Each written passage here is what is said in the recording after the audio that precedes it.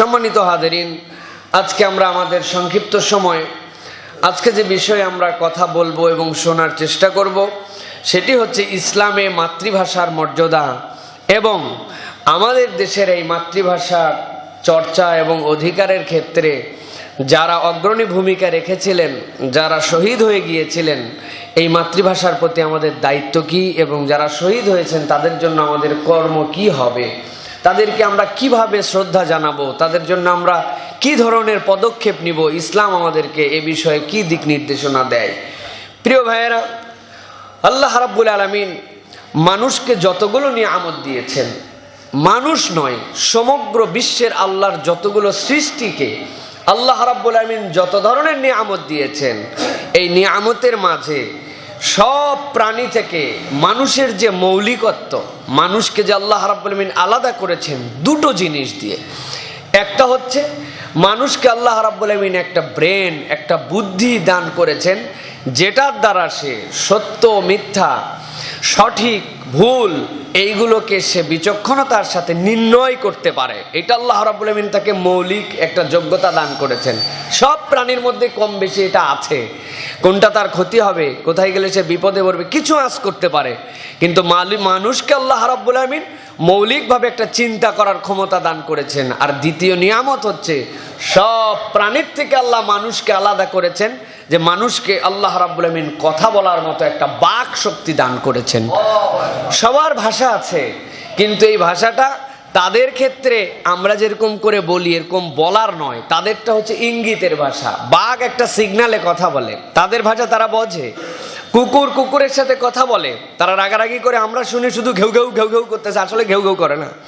মূল গন্ডগোল বিস্কুট নিয়ে নাকি খাবার নিয়ে, নাকি এই এলাকার কোন ইলেকট্রিক খুঁটির গোড়াতে উনি প্রস্রাব করে চিহ্নিত করে দিয়ে গেছিল, এই এলাকায় আরেক কুকুর ঢুকছে, এই যে ঘেউ ঘেউ করে, এর দ্বারা কিন্তু শুধু ঘেউ ঘেউ না, এর দ্বারা তাদের ভাষা আছে।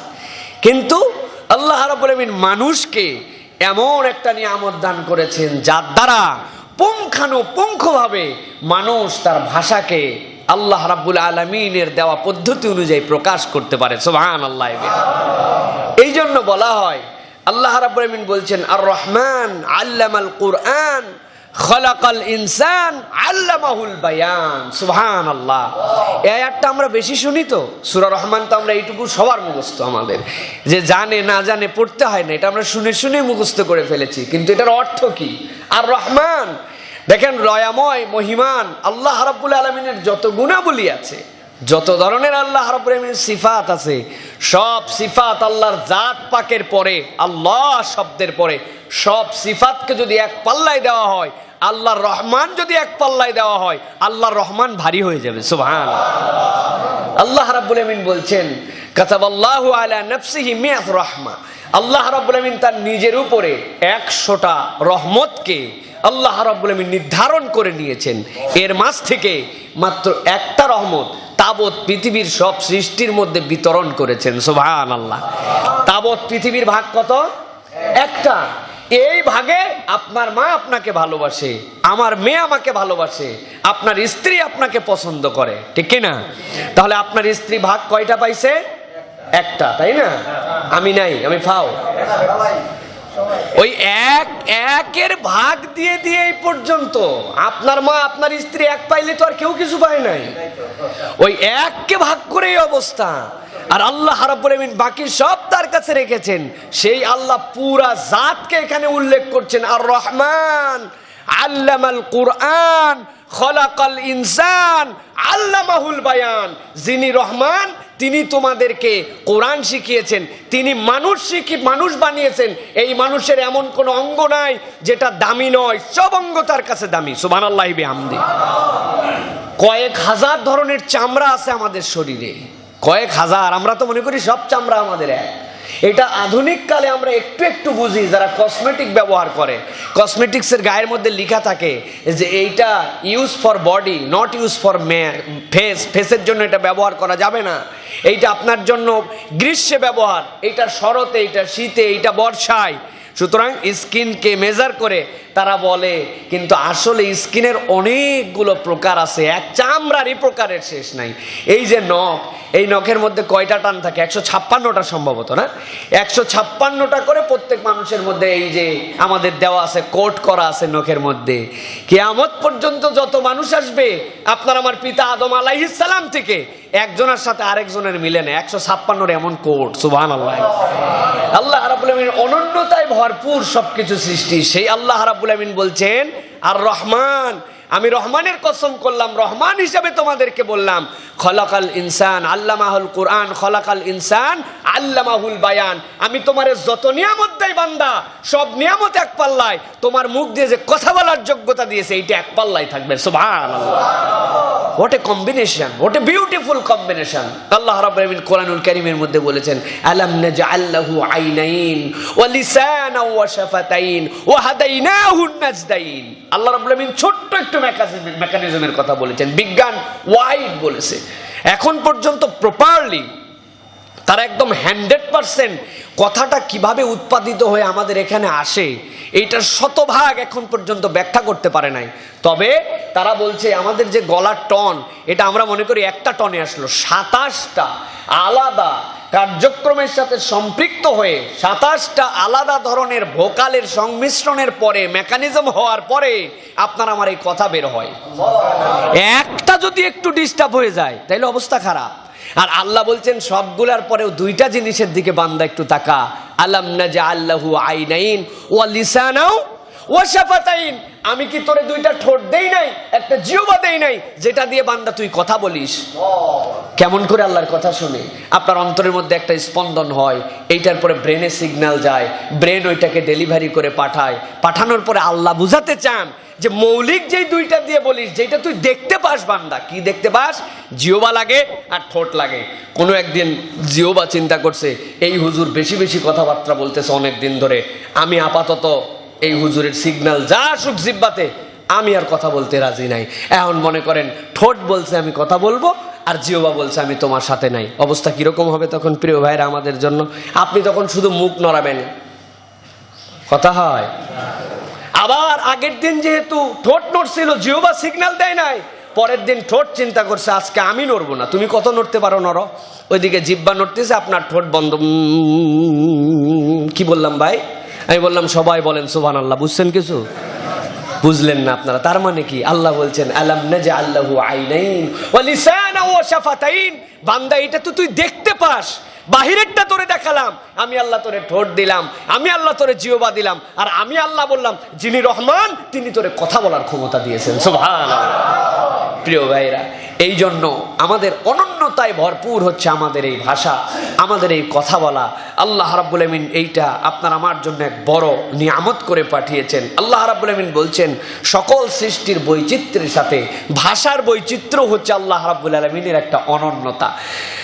আল্লাহ রাব্বুল আমিন বলছেন, দুনিয়ার মানুষ শোনো, যে আল্লাহ রাব্বুল আমিন ভাষা সৃষ্টি করলেন, যে আল্লাহ তোমাকে কথা বলার যোগ্যতা দান করলেন, সেই আল্লাহ পৃথিবীতে মানুষ বানানোর পরে হাজারো ধরনের ভাষা রেখেছেন। হাজার হাজার ভাষায় নিজেদের মতো করে তারা কথা বলে। মনে করো না এটা রব্বুল আমিনের বৈচিত্র্যের অংশ নয়, এটা মানুষ নিজে নিজেই কেবল আয়ত্ত করে ফেলেছে, এরকম নয়। আল্লাহ রাব্বুল আমিন বলছেন ওয়া মিন আয়াতিহি খালকুস সামাওয়াতি ওয়াল আরদ। আল্লাহ রাব্বুল আমিন বলছেন আমার যত বড় বড় নিদর্শন আছে, এই নিদর্শন সমূহের মধ্যে বান্দা অন্যতম নিদর্শন হচ্ছে ওই আসমান, আর অন্যতম নিদর্শন হচ্ছে ওই জমিন। আসমানের কথা আল্লাহ কেন বললেন? আল্লাহ রাব্বুল আমিন বলছেন পৃথিবীতে ছোট্ট একটু একটা কুড়ে ঘর দাঁড় করাইতে চাইলেও বান্দা তোমার জমিনের সাথে সম্পর্ক দিয়া খুঁটি লাগে, খুঁটি ছাড়া তুমি কিছুই দাঁড় করাইতে পারো না। অত দূর চিন্তা না করে তুমি তোমার মাথার উপরে যদি ছাতাটার দিকেও তাকাও, ওই ছাতা ছোট্ট একটু, যেইটা তোমার হাতের মধ্যে একটা খুঁটি ছাড়া দাঁড় করতে পারে না, কিন্তু এই ছাতার থেকে মহা ছাতা তোমার মাথার উপরে একবার চোখটা তুলে দেখো বান্দা, আমি রব্বুল আলামিন এই বিশাল আসমানকে কিভাবে খুঁটি ছাড়া দাঁড় করায় রেখেছি। পুরো আসমান দাঁড়ায় আছে। আমাদের ধর্ম হচ্ছে যেইটা বেশি বেশি দেখি, দেখতেই থাকি, সেইটার উপর আমাদের আকর্ষণ কমে যায়। কিন্তু আমার আল্লাহ বারবার এই জন্য বলছেন, দেখো বান্দা, নিদর্শন দেখো। তুমি চলতে ফিরতে নিদর্শনের দিকে যদি তাকাও, তোমার রবকে সেখান থেকে তুমি খুঁজে পেয়ে যাবে। তোমার রবকে খুঁজে পাওয়ার কষ্ট হবে না।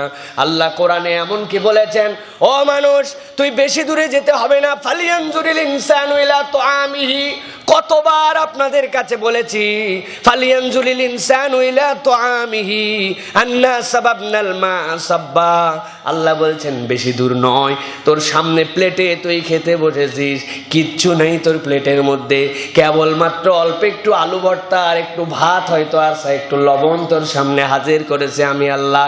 তুই মনে করছিস ভাত আর আলু ভর্তার লবণ এইটা পাওয়ার পরেও রবের জন্য কেন প্রশংসা করব?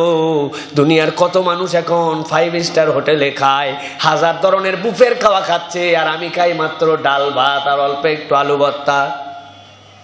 আমার আল্লাহ বলেন, ফালিয়ানজুরিল ইনসানু ইলা তুআমিহি, বান্দা কিছুর দিকে তাকাতে হবে না, কেবলমাত্র একটু তাকায়া দেখ তোর প্লেটের মধ্যে যে আলুর ভর্তা, আলুটা কোন জমি থেকে উৎপাদিত হয়েছে।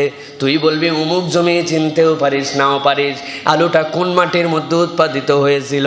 ওই আলু কি এমনি এমনি হয়েছে নাকি তার জন্য সার পানি লেগেছিল?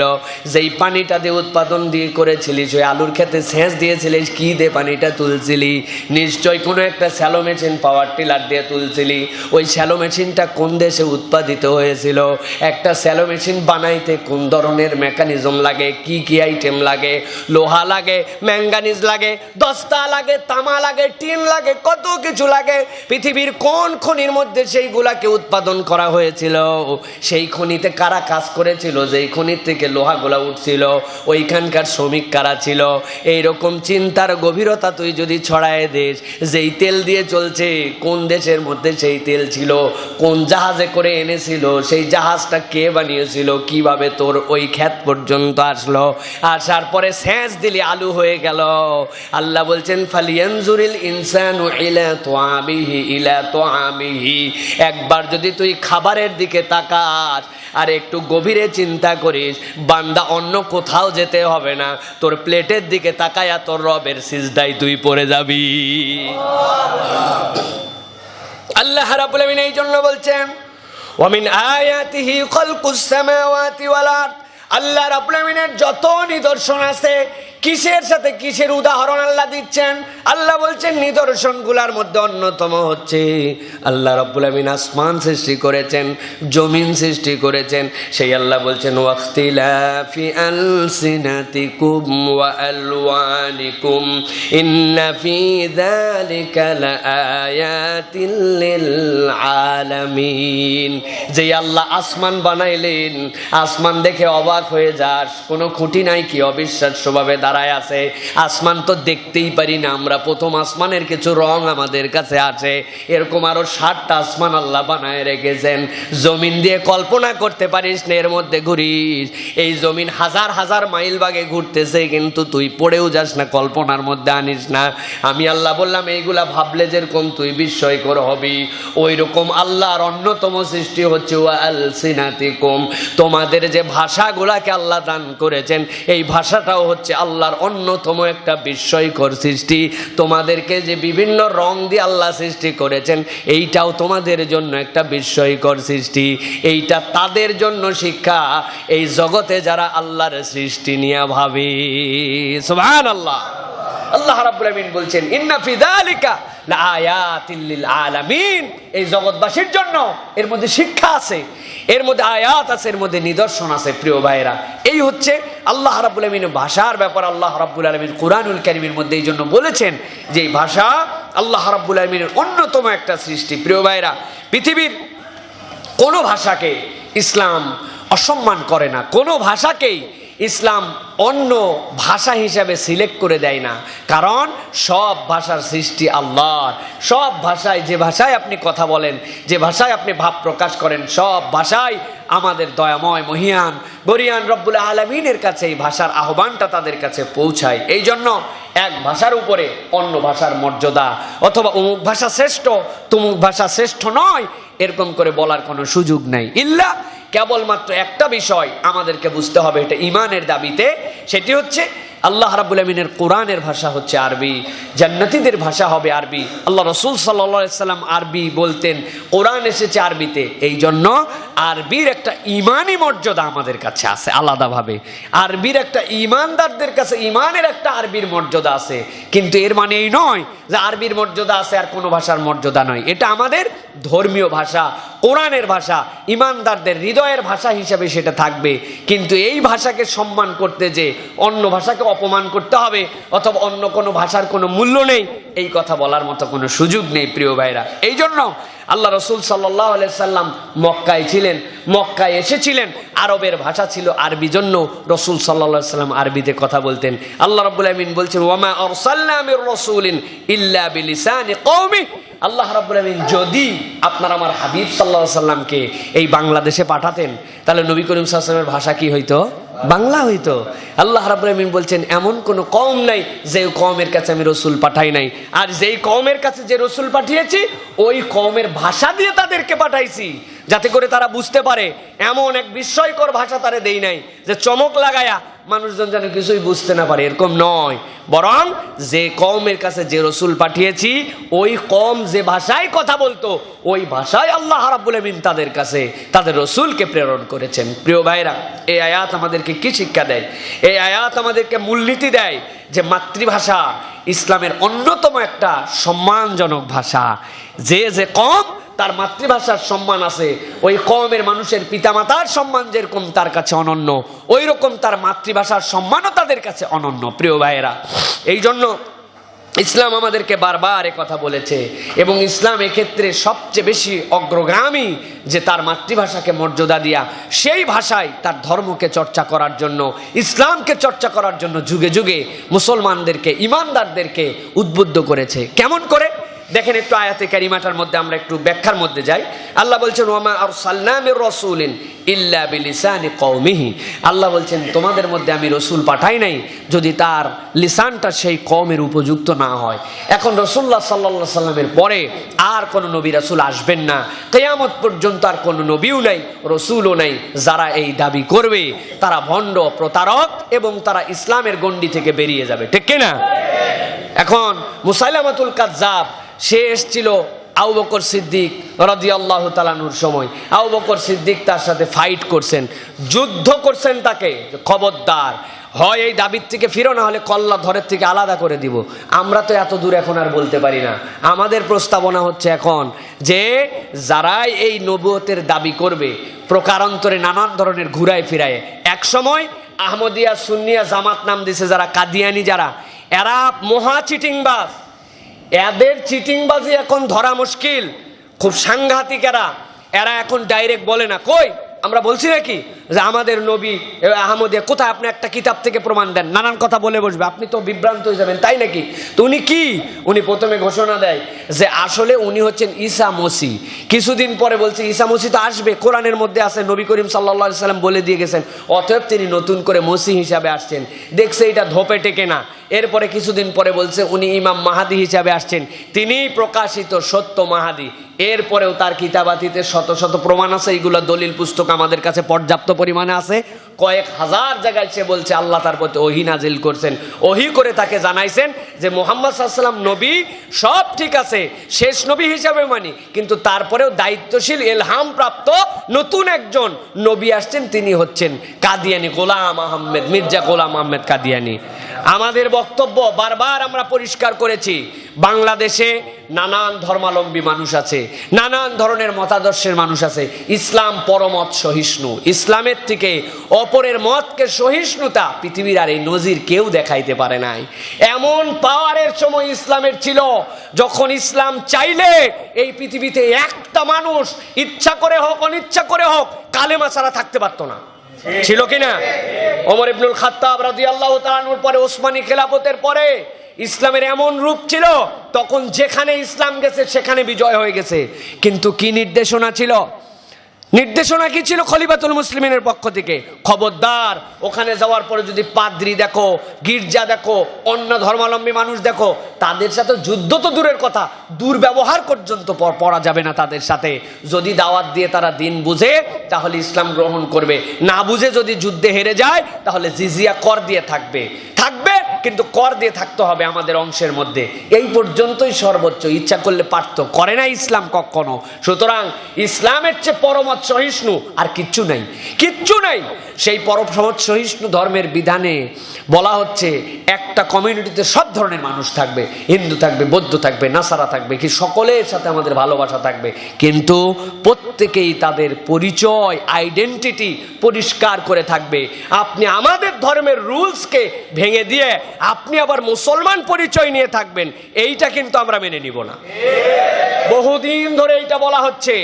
রাষ্ট্রীয়ভাবে তাদেরকে আপনারা কাফের শুনলে খুব খারাপ লাগে, আমরা কাফের বলতে চাই না, আমরা বলতে চাই রাষ্ট্রীয়ভাবে এইটা ঘোষণা দেন যে তারা অমুসলিম, তারা মুসলমান নয়। কোন ধর্ম কি এটা তারা আইডেন্টিটি ঠিক করুক, কিন্তু আল্লাহ নবীকে শেষ নবী মানবে না।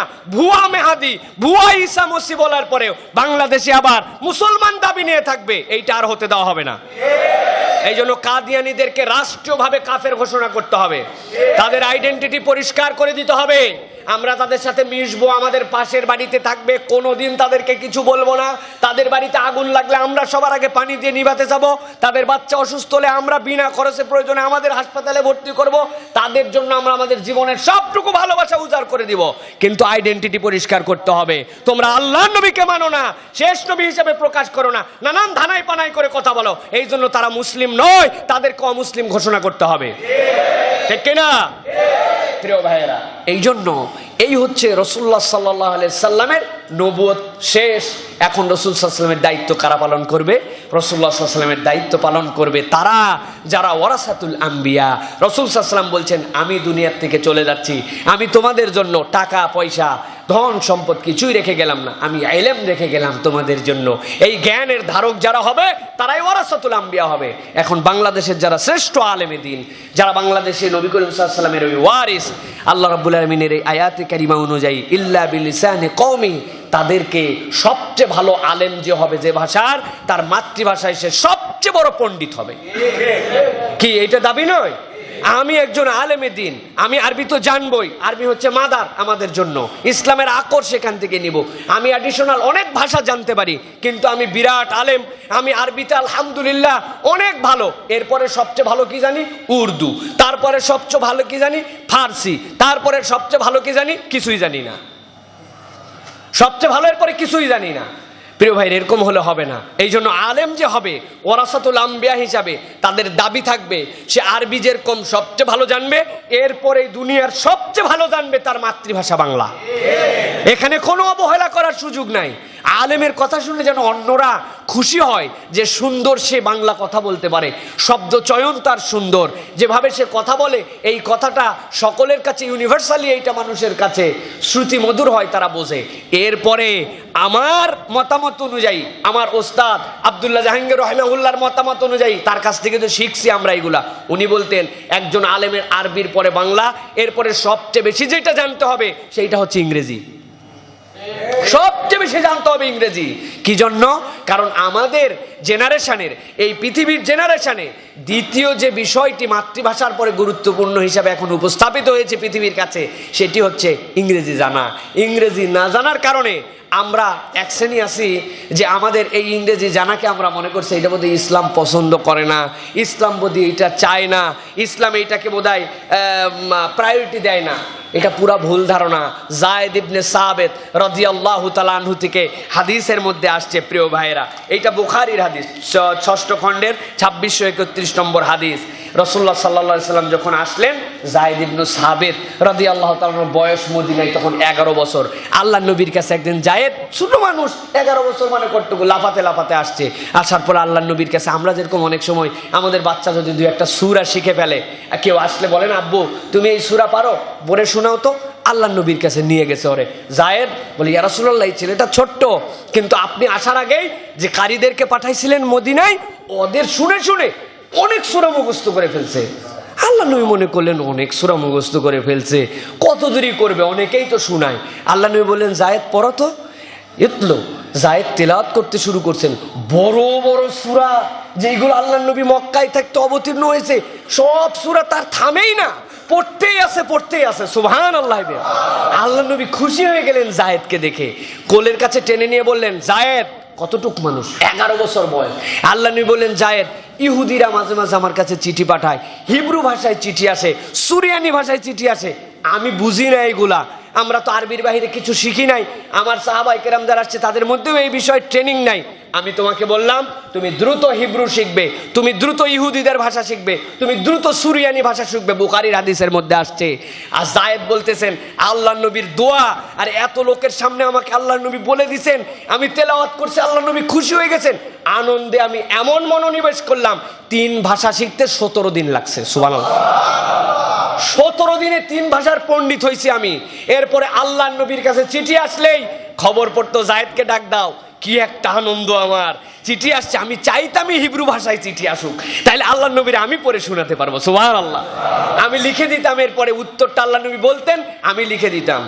আল্লাহ নবী হিব্রু শিখাইলো, ইহুদিদের ভাষা, গায়রিল মাগদুবি আলাইহিম ওয়ালাদ দাল্লিন বলে যাদের নামে বদদোয়া করতেছে আমরা, জায়েজ হয়েছে নাকি? জায়েজ।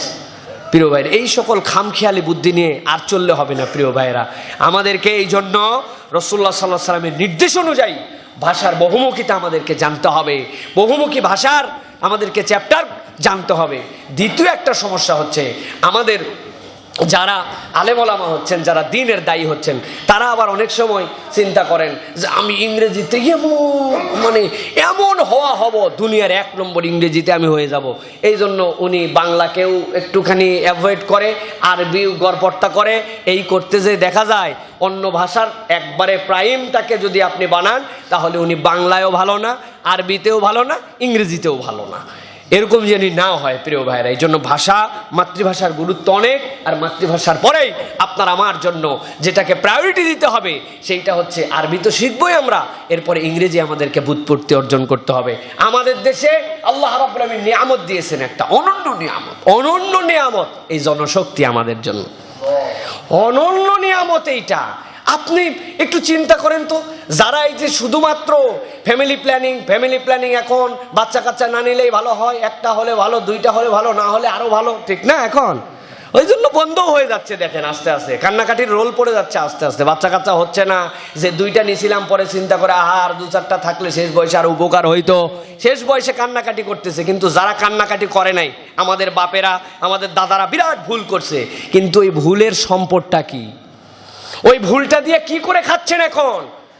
আমাদের বাপ দাদার ভুলের কারণে আজকে আমাদের রেমিটেন্স প্রধান শক্তি, আমাদের বাপ দাদার ভুলের কারণে আজকে গার্মেন্টসে অল্প টাকায় শ্রমিক পায়, যেটা পৃথিবীর আর কেউ পায় না, ওই রপ্তানি দিয়ে দেশ চলে, ওটা বাপ দাদার ভুল। প্রিয় ভাইরা, সুতরাং অযথা মূল্যায়ন আমরা না করি। প্রিয় ভাইরা, আল্লাহ রাব্বুল আমিন যে নিয়ামত দিয়েছেন, এই নিয়ামতের মূল্যায়ন করি, এটাই আমাদের সবচেয়ে বড় সম্পদ। কিন্তু এই সম্পদটাকেও আমরা সঠিকভাবে ব্যবহার করতে পারছি না 2টা কারণে। তার একটা হচ্ছে আমাদের যে মানুষগুলোকে আমরা বিদেশে পাঠাচ্ছি, টেকনিক্যাল বিদ্যা তাদের নাই, আর 2 নম্বর ভাষা জানে না। স্যার রহমাহুল্লাহ বলতেন, সৌদি আরবে যাওয়ার পরে যত বড় বড় প্রজেক্ট, আইটি সেক্টরের প্রজেক্ট, বড় বড় ইঞ্জিনিয়ারিং প্রজেক্ট, বাঙালিরা আছে এইগুলাই, আমরা খবরই জানি না। মক্কায় আশপাশের যত বিল্ডিং এর যেই পানি সাপ্লাইয়ের যে চেন সিস্টেম, যে কোন বিল্ডিং এ পানি আছে, কোন বিল্ডিং এ পানি নাই, মক্কার লোক পানি খায় বাংলাদেশের ঢাকার বিজ্ঞানীর বানানো প্রজেক্ট অনুযায়ী। বিশ্বাস হয়?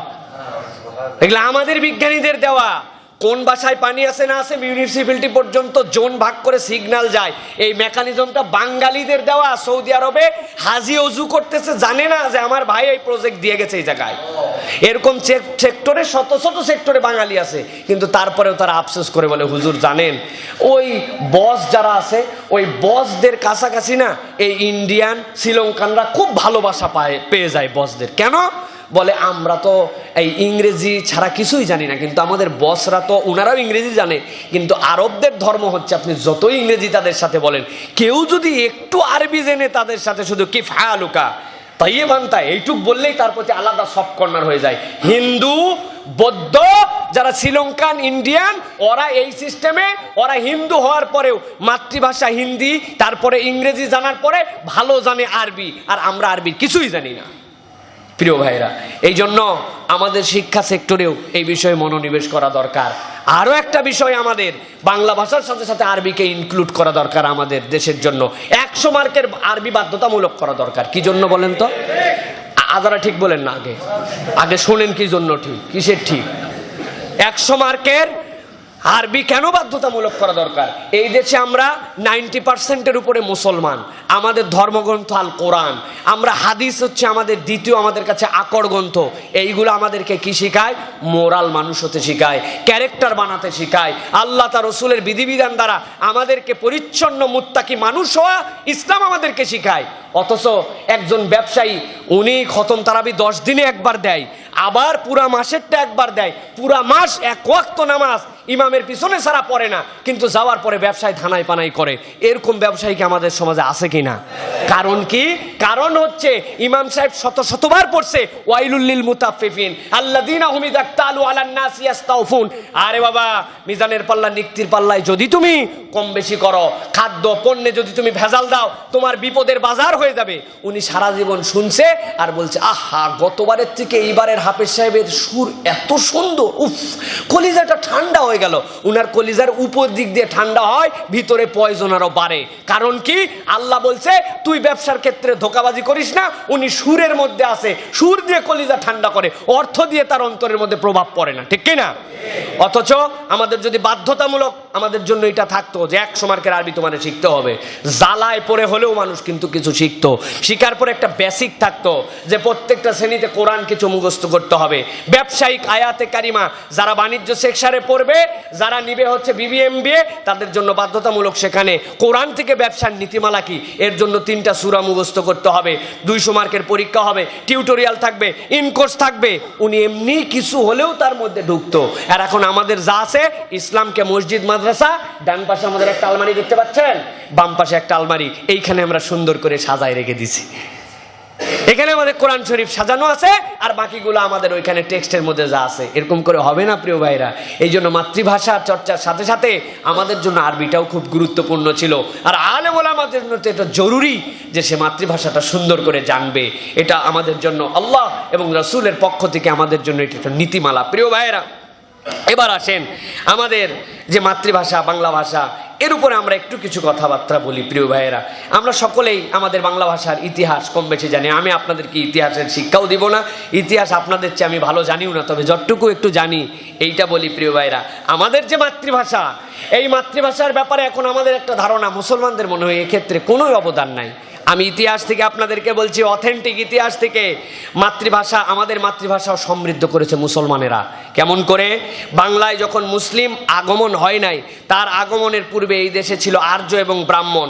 আর্য এবং ব্রাহ্মণ শাসিত বাংলাদেশে এই বাংলা ভাষাকে অত্যন্ত ঘৃণার চোখে দেখা হতো, যে এইটা কোনো ভাষাই নয়, এইটা নিচু শ্রেণীর ভাষা। তাদের কাছে সংস্কৃত ছিল বিরাট বড় ভাষা। এছাড়া বাংলা ভাষা আর্যদের কাছে কোনো রকম, ব্রাহ্মণদের কাছে কোনো তাদের কাছে দাম ছিল না। অথচ মুসলমানদের জন্য যখন মুসলিম শাসকরা দেশে শাসন করতে আসছেন, দিল্লির মসনদ থেকে শুরু করে যেখানে শাসকেরা আসছেন, তারা সকলকে উদ্বুদ্ধ করেছেন যে বাংলায় চর্চা করো, বাংলায় তোমরা কবিতা লিখো, বাংলায় পুঁথি লিখো, বাংলায় ইতিহাস লিখো। এটা মুসলমানরা প্রথম ওয়াইড করেছে। মুসলমানরা যখন রাষ্ট্র ক্ষমতায় আসছে, তখন এই ব্রাহ্মণরা ঘৃণা করতো, কিন্তু যেহেতু পাওয়ারে আছে তারা, এই জন্য কিছু বলতে পারতো না। এই মাতৃভাষার বিকাশ হয়েছে মুসলমানদের হাত দিয়া। আরেকটা ইতিহাস বলবো আপনাদের কাছে, এইটা অধিকাংশের পছন্দ হবে না আমাদের প্রিয় ভাইয়েরা। এই যে আমাদের যখন 1918 সালে প্রথম বিশ্বযুদ্ধ শেষ হলো, ব্রিটিশদের সাথে আমাদের একটা অঙ্গীকার ছিল, যুদ্ধে শরিক হও আর তোমাদেরকে এরপর আমরা স্বরাজ দিয়ে দিব। এই ইতিহাস আপনারা সবাই জানেন। যখন যুদ্ধ শেষ হয়ে গেল, স্বরাজ তখন এই উপমহাদেশের সবচেয়ে বড় আন্দোলনের ইস্যু, যে তোমরা ওয়াদা করছো আমাদেরকে স্বাধিকার দিতে হবে। তখন দুটো বিষয় মানুষের কাছে অনেক প্রণিধানযোগ্য আলোচ্য বিষয় হলো। তার একটা হচ্ছে, আচ্ছা আমাদের এটা যদি আমরা স্বরাজ পাই, তাহলে আমাদের এই রাষ্ট্রের ভাষা কি হবে, কোন ভাষায় আমরা কথা বলবো, আমাদের রাষ্ট্র কোন ভাষাকে ব্যবহার করব। এটাকেই বলে লিঙ্গুয়া ফ্রাঙ্কা। এইটার জন্য তখন মহাত্মা গান্ধী চিঠি লিখলেন বিশ্বকবি কবিগুরু রবীন্দ্রনাথ ঠাকুরের কাছে, যে কবিগুরু আপনি যদি আমাদেরকে একটু জানাতেন যে আমাদের লিঙ্গুয়া ফ্রাঙ্কা কি হবে, এইটার ব্যাপারে আপনি মতামত দেন। বিশ্বকবি কবিগুরু বাংলা ভাষাভাষী হওয়ার পরেও তিনি মতামত দিয়েছিলেন যে অবশ্যই এটা হিন্দি হবে, আর যদি হিন্দি নাও হয় তাহলে ইংরেজি হবে, এর বাহিরে আর কিছু হওয়ার দাবি ভারতের জন্য উপযুক্ত নয়। এরপরে এই কথা শুনে কষ্ট পাইছিলেন মহাত্মা গান্ধী। উনি এরপরে এটাকে একসেপ্ট না করার পরে নতুন করে আবার এই আমাদের শান্তিনিকেতনে একটা বিশাল সমাবেশ ডাকা হয়, যেই সমাবেশে সকলের কাছে উপস্থাপন করা হয় আসলে ভারত যদি স্বরাজ হয়, স্বাধিকার হয়, এখানে রাষ্ট্রভাষা কি হবে। আগের বার তো হিন্দির কথা বলেছিলেন, কিন্তু পরের বার আমাদের কবিগুরু বললেন না, ইংরেজিকেই করা দরকার, যদি নাই মানে তাহলে হিন্দি হওয়া দরকার। এরপরে বাংলার বাঘ ডক্টর মোহাম্মদ শহীদুল্লাহ ওইগুলা কাগজপত্র নথিপত্র সব হাজির করার পরে উনি একটা প্রামাণ্যতা উপস্থাপন করেছিলেন যে বাংলা ভাষা হিন্দি উর্দু সংস্কৃতির থেকে অনেক বেশি উপযুক্ত এবং যোগ্য ভাষা। ভাষার যোগ্যতায় যদি আপনারা বিচার করতে চান, লোক কত কথা বলে এটাই কেবল এখানে পরিধানযোগ্য নয়, ভাষার স্ট্যান্ডার্ড, ভাষার যোগ্যতায় মুখ দিয়ে আবেগ দিয়ে লোকজনের ঠিক বলা দিয়ে নয়, তথ্য দলিল প্রমাণাদির দ্বারা উনি উপস্থাপন করেন যে বাংলা এমন ইউনিক ভাষা যেটা এই দেশের একমাত্র রাষ্ট্রীয় ভাষা এবং নাগরিকের ভাষা হওয়ার মতো ক্ষমতা রাখে। সেটাই ছিল ডক্টর মোহাম্মদ শহীদুল্লাহর মুখে প্রথম মাতৃভাষার পক্ষে, বাংলার পক্ষে পৃথিবীর মঞ্চে জোর দাবি তোলার ঘোষণা। প্রিয় ভাইরা, যারা আজকে আমরা রবীন্দ্র ভক্ত, আমাদের সাথে তাদের কোনো বিদ্বেষ নাই, কিন্তু রবীন্দ্র ভক্ত করতে যেয়ে রবীন্দ্রনাথকে ভগবান বানায় ফেলেন না। ভক্তি যেন ভগবানের রূপ না নেয়। তার লেখা অনন্য, তার কবিতা অনন্য, রবীন্দ্রনাথের লেখার সাথে ইউনিক, তার লেখার সাথে কারো লেখা মিলে না। এইগুলো আমরা সাহিত্যের মানদণ্ডে স্বীকার করি, কিন্তু ইতিহাস আপনাকে স্বীকার করতে হবে এবং সেই স্বীকারে বারবার আমাদের কলিজার মধ্যে একটু একটু করে আঁচড় পড়ে। আমার সোনার বাংলা, আমি তোমায় ভালোবাসি কেন লেখা হয়েছিল এইটা আমরা অনেকেই জানি না এখনো।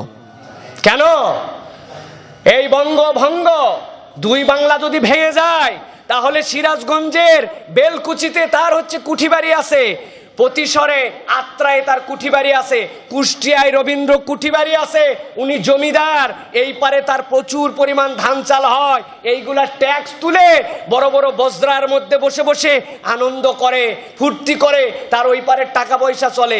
এখন যদি বঙ্গ ভাগ হয়, আমাদের এই বাংলাদেশ আলাদা হয়, ওই পারে আলাদা হয়, তাহলে তো কবিগুরুর অবস্থা খারাপ হয়ে যাবে।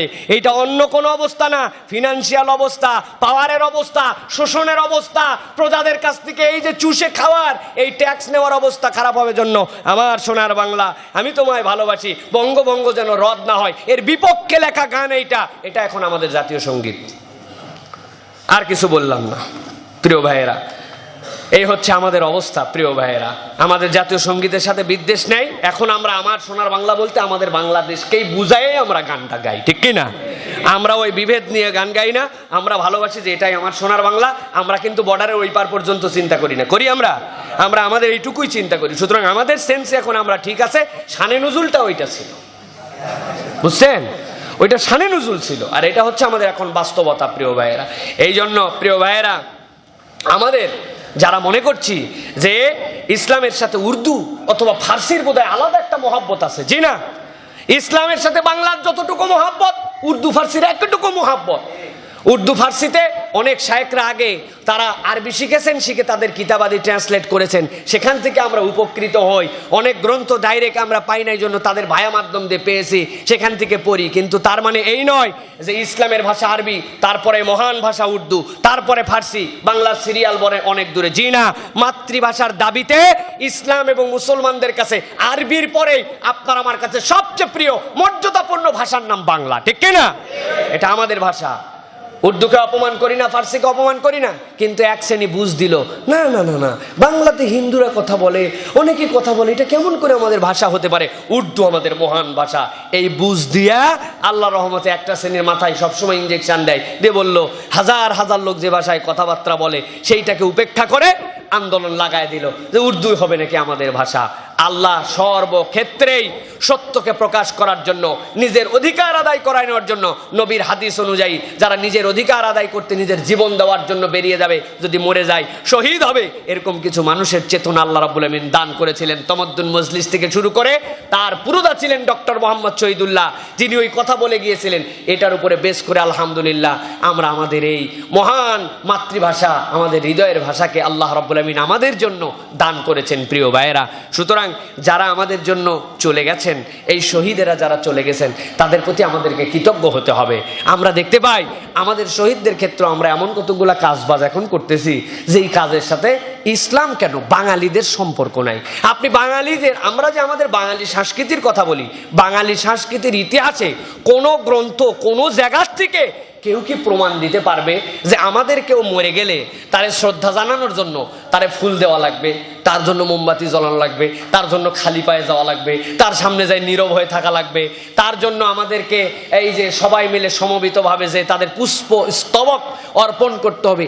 এটা বাঙালি সংস্কৃতির অংশ নয়। বিশ্বাস করেন, ইহুদি নাসারাদের যতগুলা কালচার, তাদের মধ্যে এই কালচারগুলা তিনটা: ফুল দেওয়া লাগবে, মোমবাতি জ্বালানো লাগবে, নীরব হয়ে দাঁড় হওয়া থাকা লাগবে। ইসলাম বলতেছে কিসের নীরব হয়ে দাঁড় করা? তুমি যদি তার পাশে দোয়া করার জন্য যাও, তোমাকে সরব হতে হবে। ইসলাম বলছে নীরব নয়, চুপ করে থাকবে কি জন্য? তুমি ওই জায়গায় যে সূরা ফাতিহা পড়ো, কে তুমি তার জন্য আল্লাহর কাছে বলো আল্লাহ তারে মাফ করে দাও, আপনি নীরব কি জন্য থাকবেন এই জায়গায়? তার মানে এটা একে তো বাঙালি সংস্কৃতি নয়, দুই নম্বর হচ্ছে আমাদের উপরে চাপায় দেওয়া ইহুদি নাসারাদের ধর্মীয় সংস্কৃতি। সুতরাং আমাদের শহীদদেরকে আমরা এই কাজ করে কোনো উপকার করতে পারবো না, কোনো উপকার করতে পারবো না। আমরা যদি উপকার করতে চাই তাহলে আল্লাহ এবং তার রাসূলের দেখানো অনুযায়ী আমাদেরকে তিনটা কাজ করতে হবে তাদের জন্য। প্রিয় ভাইরা, এক নম্বর হচ্ছে তাদের জন্য আমাদেরকে সম্মান দিতে হবে, দুই নম্বর তাদের জন্য দোয়া করতে হবে, তিন নম্বর প্রজন্মের পর প্রজন্ম তাদের ইতিহাসটা আমাদের কাছে উপস্থাপন করতে হবে, যাতে এই প্রজন্ম তাদের অতীতের ইতিহাস ভুলে না যায়। কিন্তু আমরা পুরো উল্টা করতেছি। অনেকেই কড়া হয়ে একটা কথা বলেন, এই যে শহীদ গাহে বিভিন্ন জায়গায় যে পুষ্পস্তবক অর্পণ করে গেলে শিরক, অনেকে বলেন। আমি শিরক বলবো না, আমাদের ওস্তাদ রাহিমাহুল্লাহ এটাকে শিরক বলতেন না। এই জন্য বলতেন না যে ওরা যে বেদিতে ফুল দেয়, ওরা যে এই পুষ্প মাল্য অর্পণ করে, এটা এই জন্য করে না যে উনারা আমাদের প্রভু, উনারা আমাদের উপাস্য, উনারা আমাদের দেবদেবী, অথবা উনাদের ওখানে এইটা দিলে তারা আমাদের কোনো কল্যাণ করতে পারে, এই নিয়তে কেউ করে না। এটা একটা অনইসলামিক কাজ, এটা একটা সুন্নাহ খেলাফ কাজ, কিন্তু আমরা এটাকে ডাইরেক্ট শিরক বলতে পারি না এটাকে, কিন্তু মানুষের কাছে এটা উপস্থাপন করতে হবে। ওরে বাবা, কেউ যদি একজন সেই বেদিতে আস্তে আস্তে সেই দিকেই যাচ্ছে বিষয়গুলো, জুতা পরে যদি ওঠে, তার তো দেশ উদ্ধার হয়ে গেছে, তার দেশ তার বিপক্ষে একবারে। এই জুতা পরে উঠছে, কি হয়েছে ভাই? এই জায়গায় জুতা পরে উঠলে কি হবে আপনার? এটা আলাদা কি আপনার জন্য আলাদা? আমরা তো অসম্মান করবার সম্মান করতেছি না এই জায়গায়, জুতা তো সব জায়গায় পড়তেছি আমরা। তাহলে আস্তে আস্তে আমাদের খেয়ালের মধ্যে সেটা যাচ্ছে যে একটা পবিত্র জায়গা। কেন সিমেন্ট দিয়ে বানাইছেন আপনার স্কুলের মধ্যে একটা জায়গা, এটা আপনি আলাদাভাবে কিভাবে পবিত্র বানালেন? এটা আপনি একটা নিদর্শন, একটা স্মৃতি অথবা একটা চিহ্ন হিসাবে এটাকে আপনি দেখতে পারেন, কিন্তু এটার আলাদা ধরনের ইবাদতের আমাদের কোনো একটা জায়গা নয়। প্রিয় ভাইয়েরা, কিন্তু আমাদের মধ্যে দিন দিন এই বোধের জাগরণ বাড়তেছে। প্রিয় ভাইয়েরা, এখান থেকে আমাদেরকে বেরোয় আসতে হবে। শহীদদের জন্য আল্লাহ রাসূল সাল্লাল্লাহু আলাইহি ওয়াসাল্লামের দেখানো পথ অনুযায়ী আমাদেরকে দোয়া করতে হবে। আল্লাহ নবী উহুদের শহীদদের কাছে যেতেন, হাদিসের মধ্যে আসতেছে এমনভাবে সালাম দিতেন, নাম উল্লেখ করে, মনে হতো যেন তিনি তাদের ব্যক্তিগতভাবে দেখে দেখে তাদেরকে সালাম দিচ্ছেন। সুবহানাল্লাহ, এমনভাবে দোয়া করতেন। আমরা আমাদের শহীদদের জন্য দোয়া করব, তাদের ফ্যামিলির খবর নিব, তাদের সাথে সম্পৃক্ত রাখবো, কিন্তু এই কালচারগুলোর থেকে আমাদেরকে আস্তে আস্তে বেরোতে হবে। প্রিয় ভাইয়েরা, যদি না বেরোয় আমাদের জন্য এটা আস্তে আস্তে আমাদের ঈমানকে বিধ্বংসী করে ফেলবে। প্রিয় ভাইয়েরা, শেষ একটি কথা বলবো। প্রিয় ভাইয়েরা, এই যে আমাদের 21 কেন্দ্রিক আমাদের যে মেলা হয়, আমাদের বইয়ের মেলা হয়, এই মেলাগুলোও কিন্তু এখন বিভাজনের রাজনীতির শিকার। মেলাগুলোতেও বিভাজনের রাজনীতির শিকার। যেই মাতৃভাষাকে ইসলাম সবচেয়ে বেশি দাম দিল, যেই মাতৃভাষার পক্ষে ডক্টর মোহাম্মদ শহীদুল্লাহর মতো এত বড় একজন দাড়িওয়ালা মোল্লা মানুষ আপনাদের ভাষায় কথা বললেন, অথচ আজকে বইমেলার মধ্যে ইসলাম একদিক করছে আর সেকুলারিজম অন্য একদিক হয়েছে। যদি এরকম করে চলে, আমাদের ধারণা এবং আমার বিশ্বাস বেশি দিন নয়, এই মেলার আকর্ষণও কিন্তু আস্তে আস্তে বাংলাদেশের মানুষের কাছ থেকে নষ্ট হয়ে যাবে, নষ্ট হয়ে যাবে। প্রিয় ভাইরা, আপনি মাতৃভাষা আমাদের সকলের, তাহলে সেখানে ইসলামিক স্টলকে আপনি ঢুকতে দেন না কেন? যারা ইসলামিক বই প্রকাশ করে তাদেরকে ঢুকতে দেন না কেন? সব কিছুর একটা চ্যাপ্টার আছে। বাংলাদেশের যে আমাদের বাংলা একাডেমি কোনো উপন্যাস প্রকাশ করে না, বাংলা একাডেমি ছড়া গ্রন্থ প্রকাশ করে না। বাংলা একাডেমির একটা স্ট্যান্ডার্ড আছে, থিসিস, অনুবাদ, তারপরে হচ্ছে আমাদের জন্য ডিকশনারি, এইগুলো সহ। সুতরাং বাংলা একাডেমির একটা পার্ট আছে। এমন কতকগুলো প্রকাশনে আছে ছড়া প্রকাশন, ওদের কাজ হচ্ছে ছড়া কেন্দ্রিক কাজ করা। আরও প্রকাশন আছে অনুবাদ কেন্দ্রিক কাজ করা। তাহলে কতকগুলো চ্যাপ্টার আছে যেখানে ইসলামী প্রকাশনা আছে, ইসলাম যেখানে প্রকাশিত বিভিন্ন ধরনের ইসলামিক যে বই আছে সেগুলো প্রকাশ করে। আপনারা আপনাদের মেলায় সেইগুলোকে ঢুকতে দেন না, ব্যাপার কি? একই দেশ, এই দেশের মধ্যে আমরা সকলে বসবাস করতেছি। তাহলে এখানে ভাষা একটা পাওয়ার পরেও আপনি আবার এই ভাষার মধ্যে আবার আলাদা চ্যাপ্টার তৈরি করতেছেন, এইটা কিন্তু আমাদের যৌক্তিক হলো না প্রিয় ভাইরা। এই জন্য ইসলামিক বইমেলা আলাদা করে হচ্ছে বাইতুল মোকাররমের চত্বরে। ইসলামিক বইমেলা নয়, ওই বইমেলাও যদি হয় ইউনিভার্সাল বইমেলা হবে। যে আসবে লটারিতে জায়গা পাবে, সে সেখানেও থাকবে। বইমেলাতেও আমাদের যারা আছেন, যারা ইসলামিক বই প্রকাশ করেন, তাদেরকে সেখানে জায়গা দিতে হবে। আজকে দেখেন কত বই, আসলে তাদের সব কিছুতে একটু চিন্তা ভাবনার ক্ষেত্রে একটু তাদের নড়া দিছে। বাংলাদেশের সব কিছু একটু নড়ে গেছে, হিসাবের থেকে তাদের well balance, check and balance যেটা ছিল এটা একটু নড়ে গেছে। কারা বাংলাদেশের বেস্ট সেলার, কোন বই সবচেয়ে বেশি বিক্রি হয়, ওদের আন্দাজ নাই। মানুষ আর কতদিন এই ভুয়া মায়াকান্দানি মিথ্যা এগুলা কথাবার্তা কতদিন গিলে না। আব্দুল্লাহ জাহিঙ্গর রহিমাহুল্লাহর বই ইসলামের, বাংলাদেশের ইসলামী সাহিত্য নয়, ইসলাম, নন ইসলাম, সেকুলার, হুমায়ুন, আপনি যত লেখকের নাম বলতে পারবেন সব লেখকের মধ্যে বিগত 1 বছরের টপ সেলার। 1 মাসে 18 লক্ষ 20 লক্ষ টাকার বই কারা কেনে? হ্যাঁ, ওদের এই জন্য হেডেকের মধ্যে পড়ে গেছে। কি ব্যাপার কি? এই যে ওয়াইডনেস, আপনারা যদি ওয়াইডনেসকে বরণ করে নেন তাহলে ইনশাল্লাহ এটা ভালো। তাছাড়া এই বইমেলা যদি আপনারা, যেটা আমাদের প্রাণের মেলা, বাংলা ভাষাকে ইসলাম এত সম্মান দিল, আমরা যে ভাষায় কথা বলি সেখানে আপনারা এই যে আলাদা এরকম করেন না, এটা করা আমাদের জন্য উচিত হবে না প্রিয় ভাইরা। সর্বশেষ আপনাদের জন্য বলবো, আমাদের এক শ্রেণী এখন বলে মাদ্রাসার থেকেও দিন দিন এলেম উঠে যাচ্ছে। কেন? কয় মাদ্রাসায় আর কেতাব নাই। কি কেতাব মানে কি? কই বাংলায় কেতাব নাই, এখন সব বাংলা হয়ে গেছে। বুঝছেন আপনারা? মানে কেতাব মানে আমাদের ধারণা আরবি, উর্দু আর ফার্সি, এগুলোর নাম কিতাব, আর বাকিগুলো হচ্ছে বই। এই জন্য মাদ্রাসায় আর এলেম নাই, এখন কেতাব নাই বলে মাদ্রাসায়। প্রিয় ভাইরা, আপনি তো খুশি হবেন যে মাতৃভাষায় ইসলাম চর্চা ব্যাপক রূপ ধারণ করেছে। আজকের মানুষ ইসলাম বুঝতে শুরু করেছে এই সকল ইসলামী মূল্যবোধের বই থেকে, বুখারী, মুসলিম, নাসাই, এইগুলার অনুবাদ থেকে, সিরাত গ্রন্থ থেকে, কত ভ্যারাইটি, কত সুন্দর উপস্থাপনায় এত বই আছে এখন, আছে কিনা প্রিয় ভাইরা? এই জন্য আমাদেরকে এই সত্যের আন্দোলনে, এই সত্যের সংগ্রামে, এই ন্যায়ের সংগ্রামে, বাংলা ভাষায় ইসলামকে সর্বোচ্চ রূপে ছড়িয়ে দেওয়ার সংগ্রামে আমাদেরকে শরীক হতে হবে প্রিয় ভাইরা। আসুন আমরা বই কিনি, বই পড়ি এবং অন্যদেরকে বই উপহার দেই, আমাদের সন্তানদের হাতে বই তুলে দেই, তাদেরকে বলি যে নির্ধারিত একটা সময় এখনো বই পড়ো। পৃথিবীর যত বন্ধু আপনার থাক, একটা সুন্দর বইয়ের থেকে সুন্দর বন্ধু আপনার কাছে কিছুই থাকতে পারে না। এই বই আপনাকে রাস্তা দেখাবে, আর ওই বইয়ের সর্বশ্রেষ্ঠ বই হচ্ছে যেই বই থেকে সব বইয়ের সত্যের আলো সংগ্রহ করে, সেটা হচ্ছে যালিকাল কিতাব লা রাইবা ফি হুদাল লিল মুত্তাকিন। আহ্বান দিলাম, ভাষার মাসে কোরআনকে আমরা বেশি বেশি পড়ি, বাংলা ভাষায় কোরআনের চর্চা বাড়াই, বাংলা ভাষায় কোরআনটা একবার এমাথা ওমাথা অনুবাদ জানি, যে সকল সূরা পড়ি, যে সকল আমরা কোরআন পড়ি, হাদিস পড়ি, সেইগুলোর অর্থ জেনে নিজের হৃদয়ের মধ্যে বোধের এবং নিজের হৃদয়ের মধ্যে আত্মস্থ করার জন্য অনুপ্রাণিত হই।